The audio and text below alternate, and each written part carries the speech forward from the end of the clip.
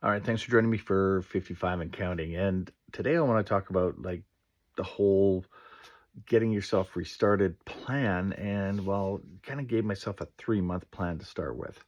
So originally back when everything kind of completely fell apart, um, I kind of realized that I could spiral further. I could end up being that depressed person who um, basically just gave up.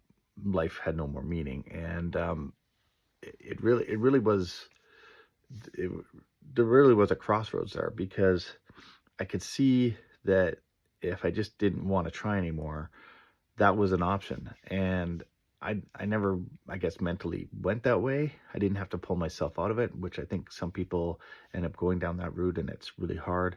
But I think here's what saved me from kind of just falling into it. And I do mean fall into it because it's not like something you commit to, right? It's not something that you go, you know, I want this. It's just life has kind of punched you so many times. You just gotta say, yeah, I'm done. I, throw in the towel kind of thing. Um, it's just like a boxing match. You look at both boxers at the beginning, they're both equally cocky and committed to being the winner. And there can only be one winner, right? That's just the way it is. And so in life, you may have thrown in the towel and said, "That's it, no more." And people do it all the times at all levels, right? So it doesn't matter whether you're, being homeless or you're just somebody sitting on the couch who doesn't do anything anymore because you're just like, "I'm done." Um, so it's kind of like that same thing. And I didn't throw in the towel yet. For some reason, I always have this like optimism in my head that says, you know, you can do more, you can achieve more. And I don't look at it as like, you know, disappointment. I've always been like that. So I guess maybe I'm just not smart enough to realize that I've been beaten, but I don't look at it as, I guess, maybe that head to head battle. Um, and I don't, maybe that's just my luck that I'm, until my batteries run out, I just keep running. So here it is. I got to that point where, I mean, I could have gone down that hole, and I definitely did see the crossroad. So I was standing there, and I said, okay, well, first of all, I need to get myself in better shape because physically I had gotten to a point where I was constantly just trying to make it through the day. So energy wise, um, I wasn't exercising per se because I just didn't have the energy to do it and work. And so it was always just like, okay, what do I do to get through the day? How do I make it to work? How do I get through work? So on and so forth.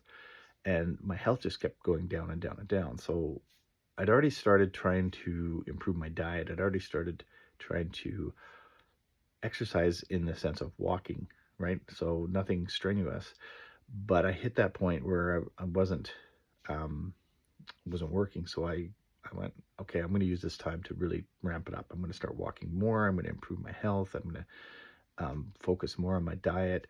I'm going to get those things going. And then I said, well, part of it is to a routine. When I have a routine, I'm way more relaxed.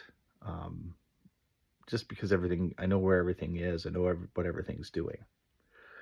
So I set myself up a routine. So I was going and doing a walk. Now I'm not really good with like just walking around the block. I like to walk someplace. So I'd set up a routine. I'd walk to the bus. I'd walk to, but I'd always walk further, right? I wouldn't walk to the closest stop. I'd walk to the furthest stop, or I'm going to walk and go have a coffee, right? So I'd go do that, and then I'd come back and I'd have a routine to do some calisthenics. And so I set up all these kind of things to kind of make a routine so that it was just habit became part of my day as opposed to trying to fit all these things in, like people who want to go to the gym but I don't have time to go to the gym. Well, I didn't need to go to the gym because I was just doing it. Of course, I didn't have money for the gym, so now everything was, how do I do it for no cost, and how do I do it, you know so for this. So in my 3 month plan, first of all, was get active, get on a better diet, and build a routine. So I figured out my routine. Now, of course, as I started doing things, didn't work out. So I got a job. Um, the only thing I had left was this car that I had bought because I went out to do this job, and basically that didn't work out. And then so I had to sell this car. I sold the car, I bought an e-bike.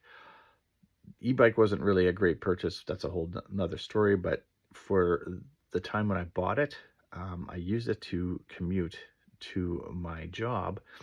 And even though it's an e-bike, it was a pedal assist, so it was helping with my new health regime. So I did have to do the work to pedal. And so with that being said, I would pedal there. I do my work, and I'd come home, and it all became part of my routine again. So then I got this job, and it again didn't work out. So that went on, and then throughout the summer, I kept building on this routine. I kept working on my diet. I kept working on my exercise. I kept doing things in a orderly fashion so that I had this kind of regular, consistent thing going on. So I was walking, I was biking, I was improving my health, I was planning out things that I wanted to do. And then I quickly found out, part of I don't know if it's aging or if it's just my health or just my situation where I get anxious about stuff. So the more I tried to pile in, the more it came out. So through this time period, this 3 months, I realized that things weren't really happening. Um, so I got some anxiety, but I was trying to pile more and more stuff into my day, and that, of course, created more anxiety. And it's kind of interesting because once you get to a point where you're exercising and you're putting time into yourself, you realize where that anxiety starts. Like when you're in a busy schedule and it's been that way your whole life, and there's something always coming, always coming, always coming, and you're in that anxious moment all the time, you don't realize it until you take it away. And I started going, okay, I need to kind of have a little bit more of a plan here. And so in that period, and it kind of started drifting over the 3 months, obviously, because I worked for a while and then I was off. And this secondary 3 months, I guess you could say, really started to, bring everything together. Now I was anxious because I didn't have a job, so I blew through the cash that I had from that first job, and all these things started coming about what I wanted to do, which I decided, well, I wanted to go overseas, and I want, so the plans started going far beyond just, sitting on the corner with my hat out collecting change, right? So I realized I had hopes and dreams, and I had goals, and I wanted things that I wanted to do. And then, of course, you start realizing, well, I have no money, I have no job, I have all this. So how do I do things? So start putting things in place. So I got myself a part-time job. I started driving bus. Um, I was driving school bus. It was part-time. And so in that spare time, I started working out how could I end up going overseas. So then I started making a plan for that. And this plan, it was, of course, turned from a 3-month plan into kind of a 2-year plan now.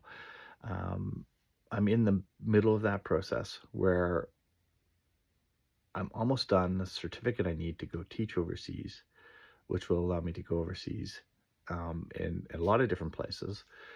And once I have that opportunity, I can go anywhere in the world that needs an English teacher, right? So I'm teaching English as a second language.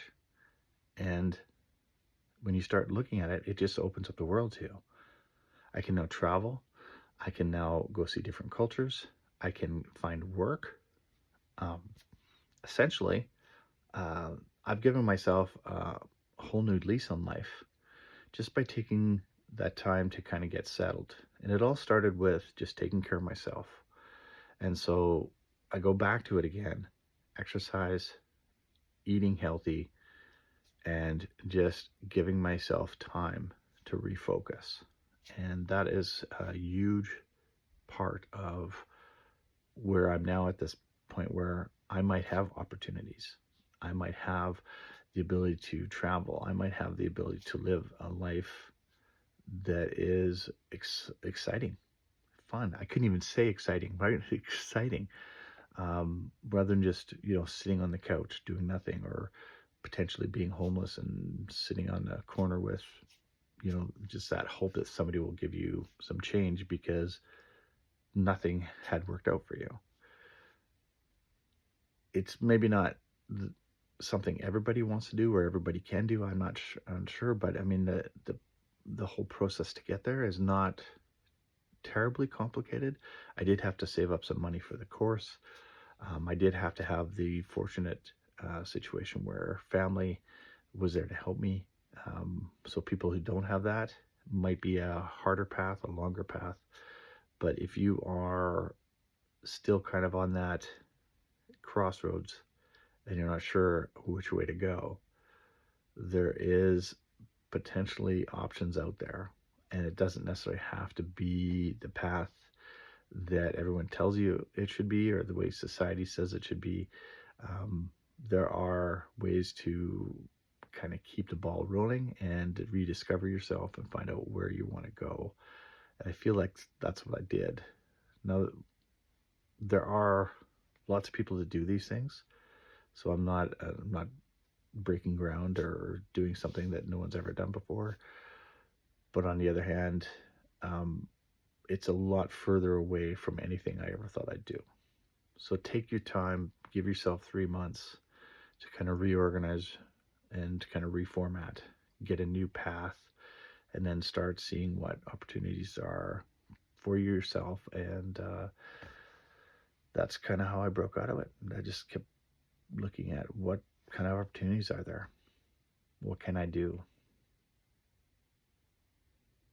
So I hope you'll follow along. We'll see you for the next video.